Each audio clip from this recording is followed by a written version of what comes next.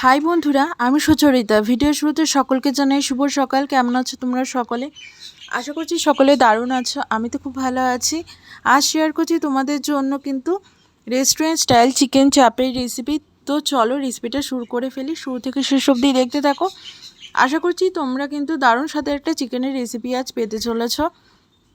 তো চলো উপকরণের মধ্যে কী কী নিয়েছি শেয়ার করছি। দেখো, কাঁচা লঙ্কা বাটা, রসুন বাটা, আদা বাটা নিয়েছি, আমি কাশ্মীরি রেড চিলি পাউডার নিয়েছি, এখানে জয়িত্রী আর এলাচ গুঁড়ো নিয়েছি, হলুদ গুঁড়ো, নুন, গোটা গরম মশলা, ঘি নিয়েছি, গোলাপ জল, আতর নিয়েছি, একটা ফ্যাটানো টক দই নিয়েছি, আমি একটা মশলার পিউরি, সেটা পরে শেয়ার করছি কি এটা।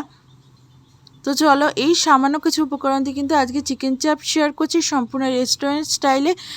দারুণ স্বাদের হবে রেসিপিটা।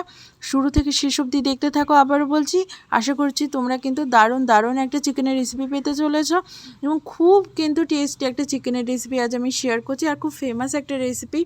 তো বিরিয়ানির দোকানে এই রেসিপিটা তো অনায়াসেই পাওয়া যায়। বিরিয়ানির সাথে চিকেন চাপ, এটা তো কমন একটা রেসিপি, তোমরা সকলেই জানো। তো চলো, প্রথমেই রেসিপির জন্য আমি ফ্যাটানো টক দইটাকে নিয়ে নিয়েছি।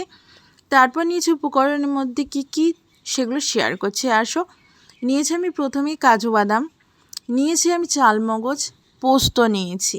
এ তো এই গেল সামান্য কিছু উপকরণ। তারপর উপকরণের মধ্যে এখানে কী নিয়েছি দেখো, এলাচ আর জয়িত্রী। প্রথমে এলাচ আর জয়িত্রীটাকে আমি গুঁড়ো করে নিচ্ছি মিক্সিং জারে। দেখো, গুঁড়ো কিন্তু কমপ্লিট। তারপর গুঁড়ো করে নেব কি সামান্য পরিমাণ মিক্সিতে জল দিয়ে পোস্ত, কাজু, চালমগজ আমি 5 মিনিট ভিজিয়ে রেখে কিন্তু স্মুথ একটা পেস্ট তৈরি করে নিলাম। এদিকে চিকেনের চাপ পিসের মধ্যে আমি কাঁচা লঙ্কা বাটা, রসুন বাটা, আদা বাটা আর ফ্যাটানো টক দই দিয়ে 1 ঘন্টা মতো ম্যারিনেট করে রেখে দিচ্ছি। আর কিন্তু চিকেনের গায়ে কিন্তু আমি ছুরি দিয়ে কিন্তু ছিঁড়ে নিয়েছি, যাতে করে কেন গ্রেভি ভালোভাবে অ্যাবজর্ব করে। আর কিন্তু খেতে খুব টেস্টি হয়, নইলে কিন্তু কোনো স্বাদ থাকে না, ভেতরটা কিন্তু ফ্যাকাশে সাদা রয়ে যায়। অবশ্যই কিন্তু গা ছিঁড়ে কিন্তু চাপের পিসগুলোকে কিন্তু তৈরি করে নেবে, নইলে কিন্তু চাপে কিন্তু কোনো স্বাদ থাকে না। তো দেখতেই পেলে নুন ছাড়া ম্যারিনেশন করছি। তো অনেকেই নুন দাও, জানি, কিন্তু আমি দিই না। দিলে আমার মনে হয় চিকেনটা কেন ফুলে ওঠে আর কোনো স্বাদ থাকে না। তো আমার সেটা ভালো লাগে না, ওই জন্য আমি কখনোই চিকেনের কোনো প্রিপারেশনে নুন দিই না ম্যারিনেশনে। তো নুন ছাড়া একবার করে দেখবে সম্পূর্ণ রেস্টুরেন্টের মতো কিন্তু চিকেনটা বেশ ভালো থাকে এবং টেস্টিও থাকে। 1 ঘন্টা পরে ফিরে আসলাম। ম্যারিনেশন আমার কিন্তু ফুললি কমপ্লিট। এবার রেসিপিটা শুরু করে ফেলবো।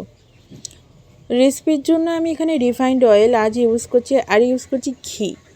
দুটো মিক্স করে আজকে রান্নাটাকে করব। দিয়ে দিচ্ছি ফোড়নে গোটা গরম মশলা ক্রাশ করে, দিয়ে এবার খুন্তি দিয়ে কিন্তু ফোড়নটাকে ভালো করে একটু টেলে নিচ্ছি। দেখতেই পেলে ফোড়নটাকে আমি টেলে নিলাম, আর এটা দারুণ সুন্দর গন্ধ কিন্তু সেই মুহূর্তে রান্না করে ঘুরছিল। তারপর এখানে অ্যাড করে দিচ্ছি ফোড়নের তেলে আমি রসুন বাটা, পরিমাণ মতো রসুন বাটা। এরপর অ্যাড করে দেবো পরিমাণ মতো আমি আদা বাটা।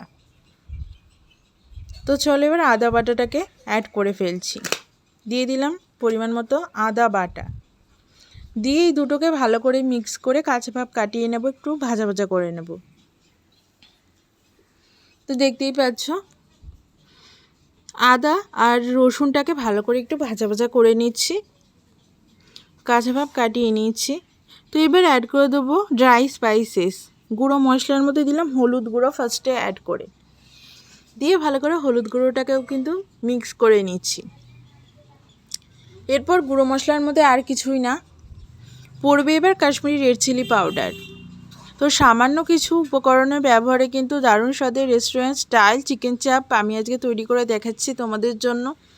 দেখো, খুব ভালো লাগবে, তোমরা কম সময়ে তৈরি করতে পারবে এবং খুব দারুণ একটা রেস্টুরেন্টের স্বাদ ঘরে বসে পেতে পারবে।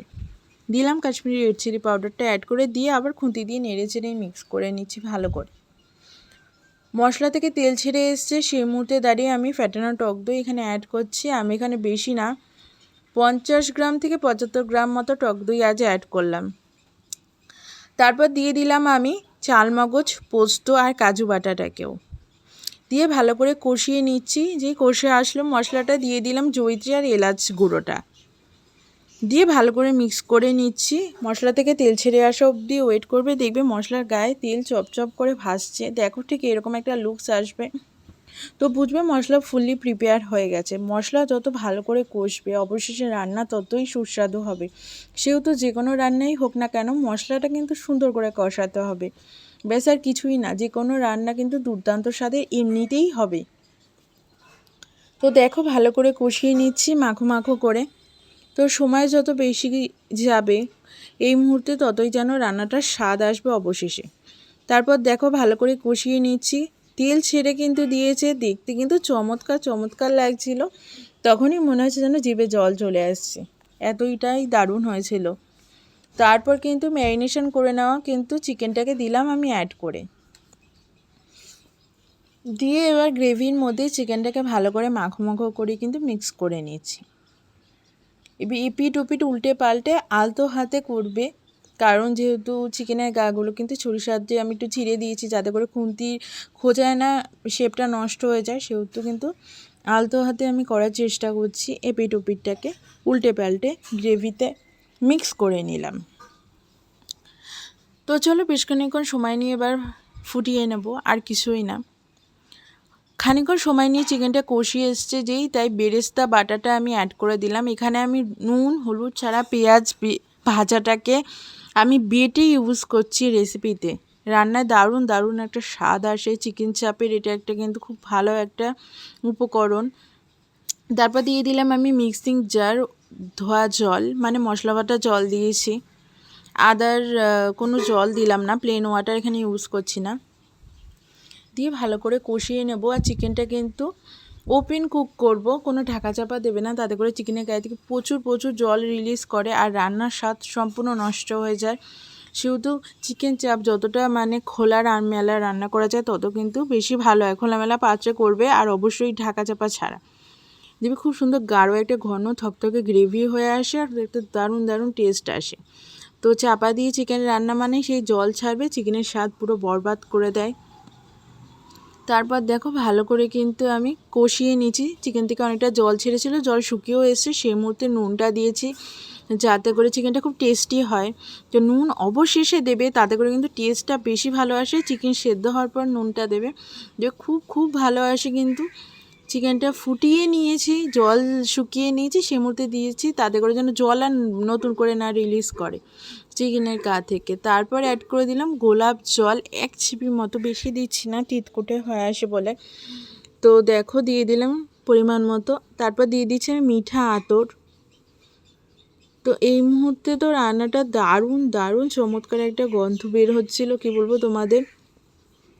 সকলেই আশা করি চিকেন চাপ ট্রাই করেছো, এটা একটা খুব কমন একটা কিন্তু রেসিপি। বিরিয়ানির সাথে এই রেসিপিটা কিন্তু যে কোনো দোকানেই পাওয়া যায়, এতটাই কিন্তু একটা ফেমাস একটা জনপ্রিয় একটা রেসিপি। তো আজ আমি এটা শেয়ার করবো জিরা রাইসের সাথে। তোমরা চাইলে বিরিয়ানির সাথে তৈরি করতে পারো, এছাড়া পোলাও, যে কোনো রাইসের প্রিপারেশান, এছাড়া কুলচা, নান, সব কিছুর সাথে এই রেসিপিটা অনবদ্য যায়। তারপর কিন্তু রান্না আমার ফুললি কমপ্লিট, ওভেনটা অফ করে আমি কিন্তু প্লেটিং করছি।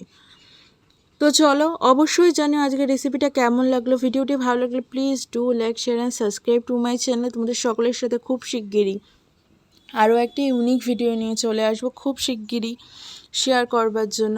ততক্ষণের জন্য ভালো থেকো, সুস্থ থেকো। আমার চ্যানেলটাকে ঠিক এভাবেই সাপোর্ট করো, আর অবশ্যই একটা লাইক করে আমার পাশে থেকো, সাথে থেকো। আর অবশ্যই জানিও আজকের এই রেসিপিটা তোমাদের কেমন লাগলো, আর অবশ্যই কিন্তু বাড়িতে ট্রাই করতে ভুলো না কিন্তু। দেখো আমি প্লেটিং করে দিয়েছি, তোমরা অবশ্যই জানিও কেমন লাগছে প্লেটিংটা। খেতে কিন্তু চমৎকার স্বাদের হয়েছিল, বারবার বলছি অবশ্যই একবার ট্রাই করে দেখো, দেখবে খেতে কিন্তু দুর্দান্ত স্বাদের একটা চাপের রেসিপি হয়েছে। তো দোকানের চাইতে কোনো অংশে কম হবে না স্বাদে গন্ধে, অসাধারণ এক কথায়। অবশ্যই স্বাদ কিন্তু জিভে লেগে থাকবে, ট্রাই করে দেখতে পারো।